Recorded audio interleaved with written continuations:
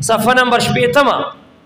امام بخاری رحمت الله علیه د یو سفر نه را روانو د سفر نه چراغو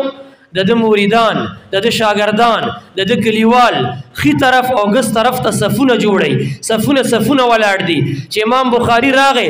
نصرو علی راسه الدنانیر د امام بخاری په سر باندې دغه شاګردانو د سپینو د سرو زر روپې شیندلې وي د کتاب په حواله لګیا یم د مشکات شریف د شرح حواله مې درکا کدا بدعت وي د امام بخاری غوندې لوی عالم به ورته ویلو چې ای بدعتیانو دا بدعت مکوئ دا پیسې مشیندئ دا ناروا دي چې امام بخاری هغه په چپ پاتې کیږي ته کوم کو جاخیر چې ته ورته ناروا وایي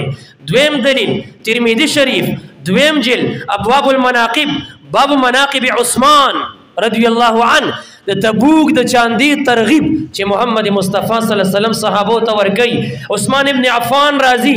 لزر د سپینو زر روپې وروړي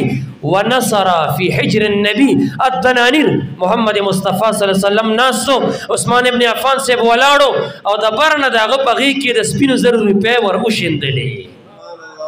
کدا ناروا وي نبی اکرم صلی الله علیه وسلم به ورته ویلو چې دا مشنده پارامې تیله کې واچو او مال پټي راکه چې پټي واخلم ونصر هغه پښین دي دا ناروا کار نه دی عرض می دا کولو